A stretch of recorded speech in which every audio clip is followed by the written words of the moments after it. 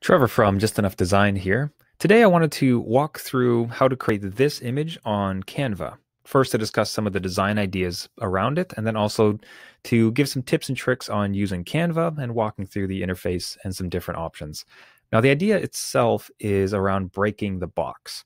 So that's using transparency with the image, then having it thrust out of a containing box to try to create some dynamic movement and some visual interest.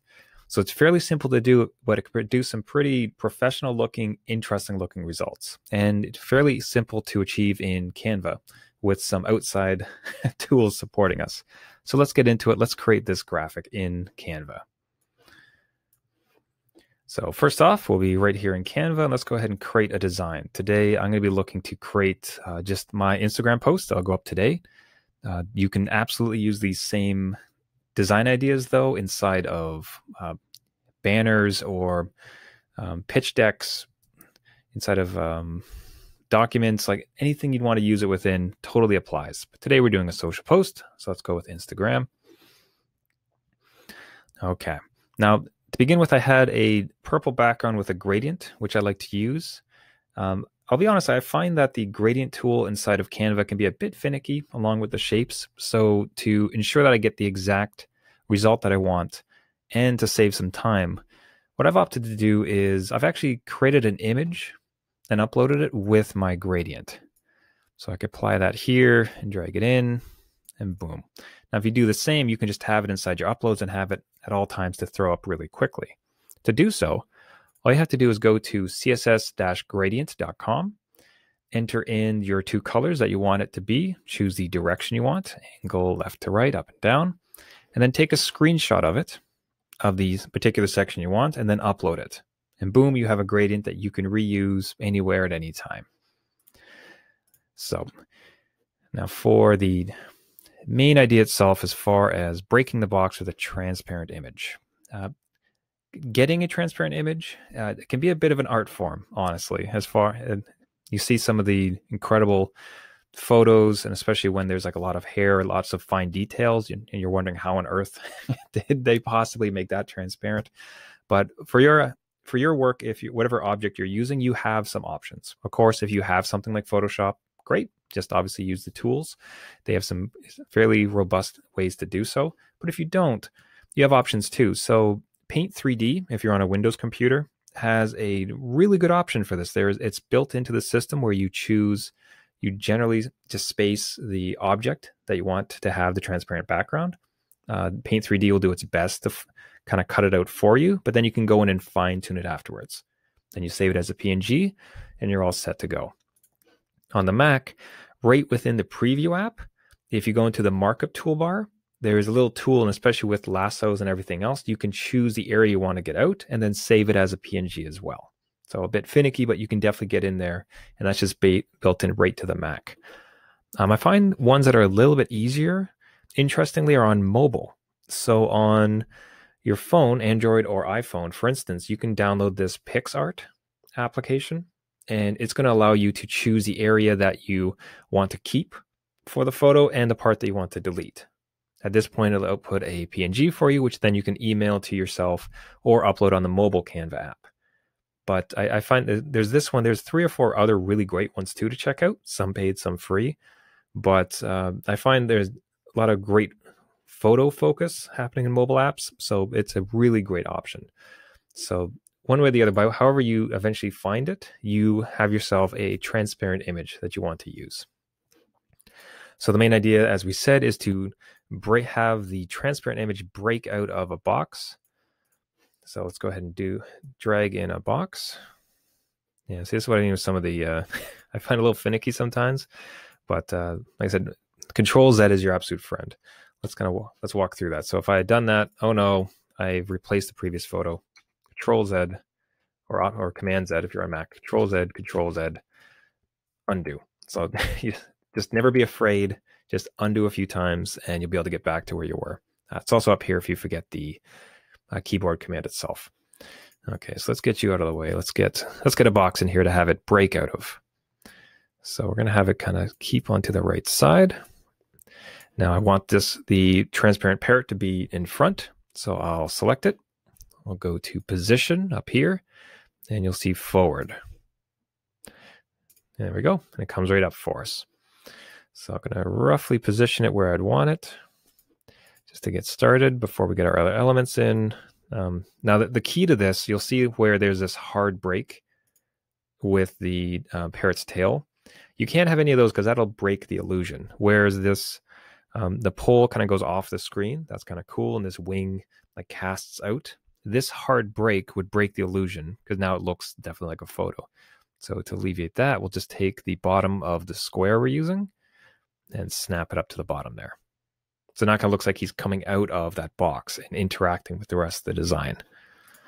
So let's go ahead and extend maybe this one out a bit, make it bold. I think I'd like to take this.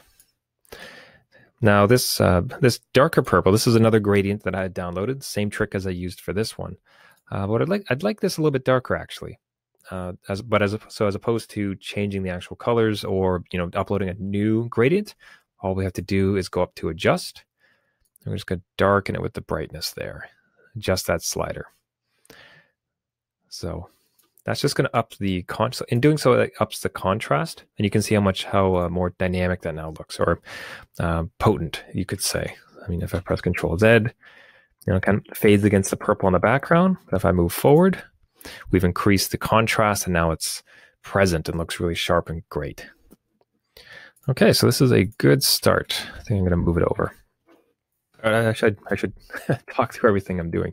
The arrow keys are incredibly useful here to do the very minute details you want to. So if you want this parrot to be a little bit more left and right, just one click to select it, and left and right to get them where I want them. Now, if I want to move that as a group, I can press that, hold Shift, hold the Shift key, and click on the other one too. See, now it's a group. So now I can just simply move that wherever I want. Other cool ways to do that is if you just click and drag over them, it has a pretty good job of choosing them. If this is something you're going to do now all the time, again, select the two, and you could just, by holding Shift, click, click, you can actually hit group. And now this is just one group. Anytime you click it once, you get it both. If you want to make a minor adjustment to it without ungrouping it, because you still altogether want to use it as a group, if you double click within it, oh, I misspoke. That's actually not a trip within Canva. Sorry, that's or something else here. So neglect that. So in that case, you would ungroup, move it around where you want it, and then go ahead and regroup it. But in my case, actually, I want to keep moving them around. As I go myself, right? Now we want to add in some title. So this is a design tip, break the box. Let's go into our text. Just add any, in my case, I'm just going to add any heading. And I want it all capitals to be big and bold text. Break the box. Now, fonts that I use tend to be Roboto, Open Sans, and Work Sans. Those are the fonts for my brand, but I think I'll look for Roboto in this case. Condense, because what's nice about Roboto Condense is that it kind of keeps things in a smaller amount of space for you. So the same amount of letters taking up less space, so it can be a bit more wordy if you want to be. Let's see, I want to take that to be left aligned. Like that bold, and like that white. So that's looking pretty good.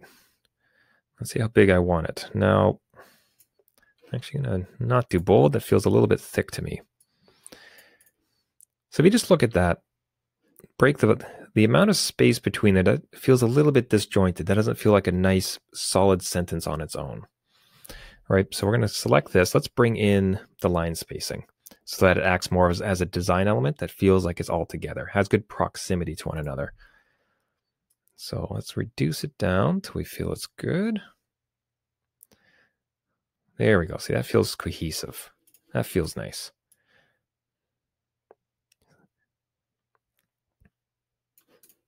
There we are. And let's see, we also need the word design tip. So I'm going to go ahead and I select it. So I can add hit another texting, bring it in, do all the formatting. But I want to keep this same kind of type of text. So a simple and quick way to do it, Control C for copy, Control V, boom. See, one of the greatest things I like with Canva is just how much it acts like desktop software. So once you learn some of these keyboard shortcuts, like you're ripping through this stuff. So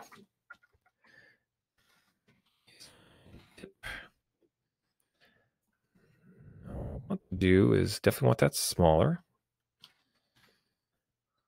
Even smaller still.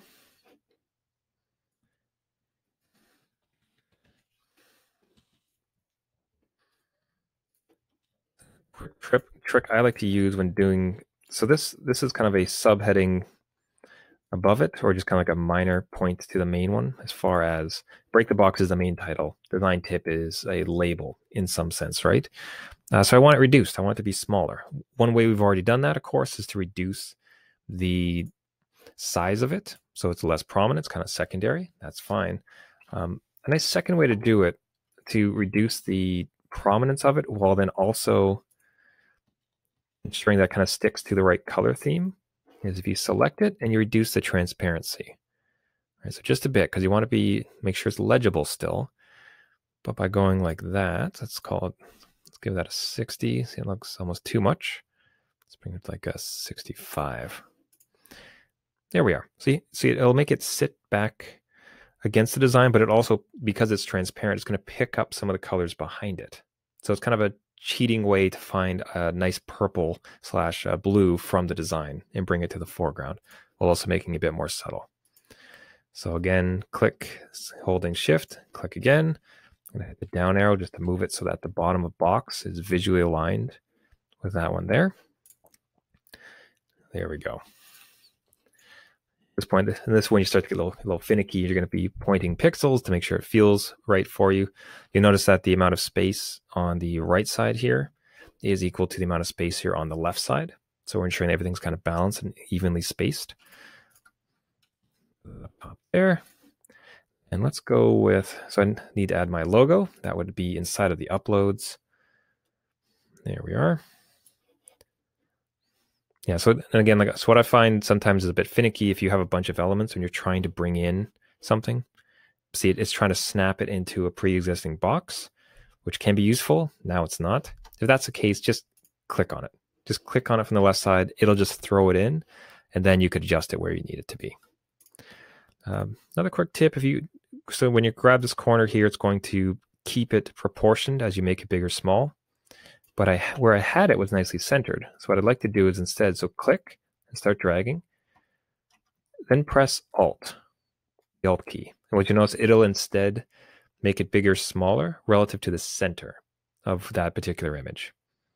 So you're not going to have to, it's not going to go down to the opposite corner where you're dragging. It's going to stick in the middle. So let's find a good size for that. What's so great about Canva, though, is that they're trying so bad to help you out.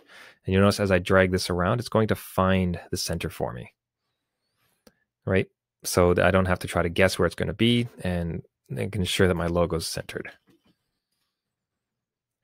There that is. Now, so two last elements from the previous design I'd shown. So one is, if you want to add one extra layer of depth, at some point you have to be careful. You don't want to just keep adding element after element after element, because it becomes too busy. You're not saying anything when you try to say everything. But in this case, you can play around. Like what would happen if we made it more dramatic? Like what's something else we can add? And in this case, what I'd like to try is reusing the idea of repetition.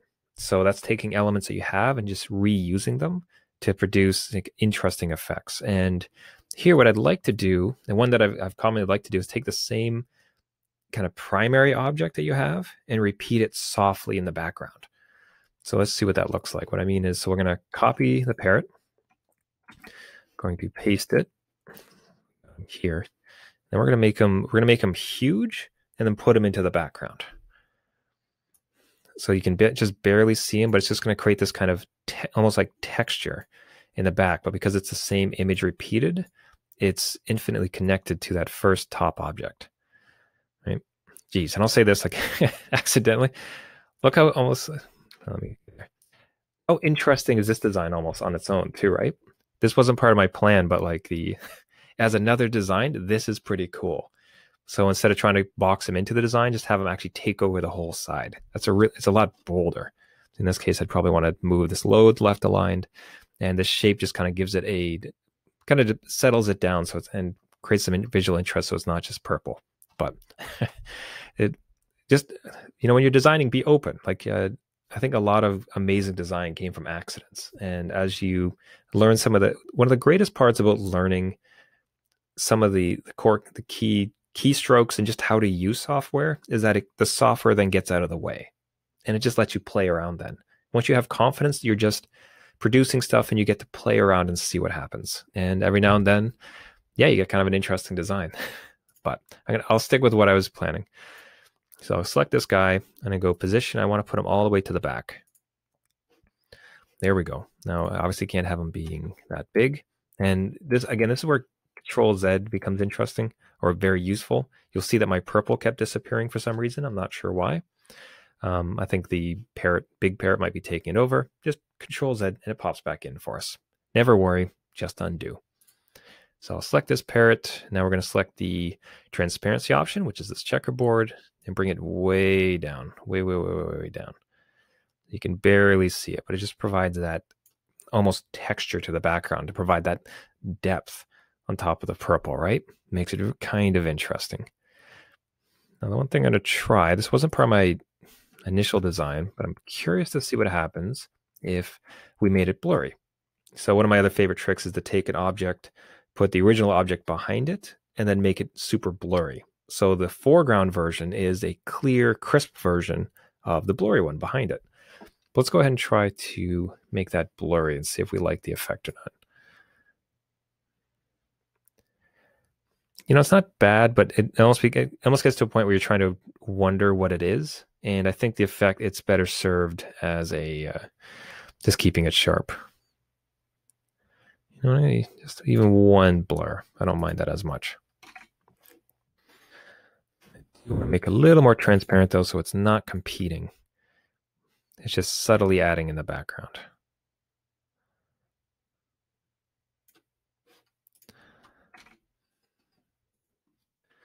A bit over there. And the last one is, what I'd like to do is add just that last bit of depth and add a shadow to this box here.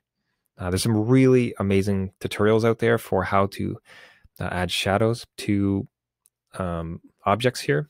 One is if you're doing it to a photo like this, what you can do is you can copy it, move him out of the way for a second, grab him, you adjust him, and you put the darkness all the way down, and you blur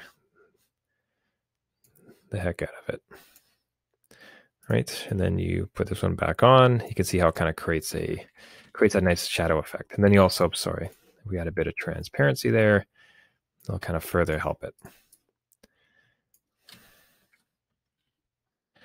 Actually, I don't mind. You know what? Interestingly, I think that's kind of a cool effect for that wing when it's flying out to the right. So I want to keep that there. I'm going to make that a bit more transparent because I don't want that to be too prominent. A very subtle effect.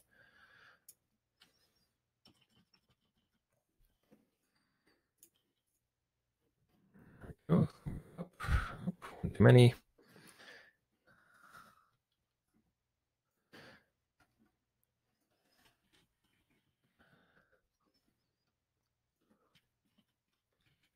At the bottom.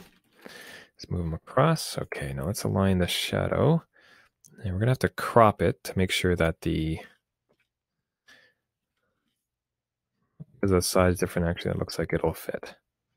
There we go. Look at that. Making improvements as we go. As I said, once you get past some of the base level clicking stuff, you can kind of get around to play, which is a lot of fun.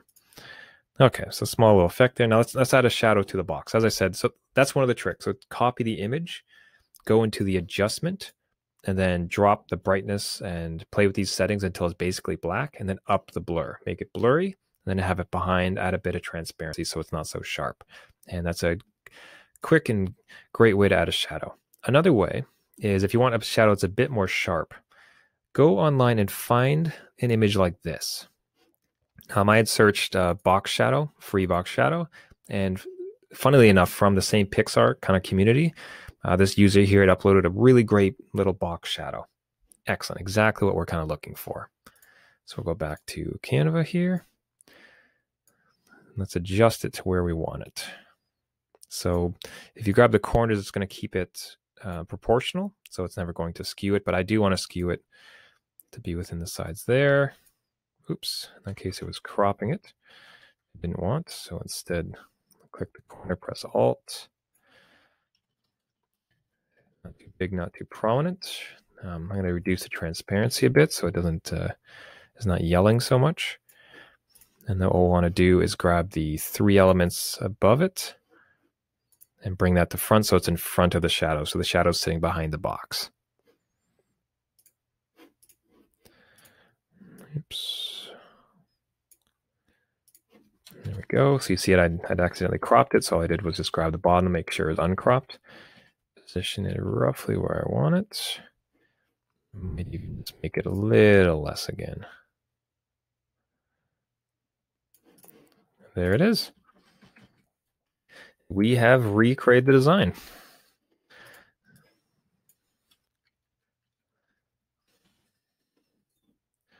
Boom. As you can see, look, that's the funnest part of that was accidentally discovering some kind of interesting other ways we could go. But all we did here was we imported a couple gradients that we had taken from CS Gradient Generator to produce nice, consistent, good-looking images that were easy to work with. We took a transparent image of this case in a Parrot, had that set that inside of a box, but had it break out of that box to create some really bold, dynamic, cool-looking imagery. We duplicated it, applied some adjustments to it to darken it, blur it, and then set it in the background with some transparency so it looks like a drop shadow. Added some text and logo, and then added a box shadow to the gray box itself by uploading a blurred black box into our elements, and then dragged it over, put it behind. And there you have it. With some simple steps and a few concepts around design, we can create ourselves a post for the day. So hope you found that useful. If there's any Canva tip in particular you'd like to see, if there's any design you'd like to see me recreate, please reach out to me. You can send me a direct message on my Instagram or my Facebook page. Just find me at Just Enough Design. And cheers to your great looking work.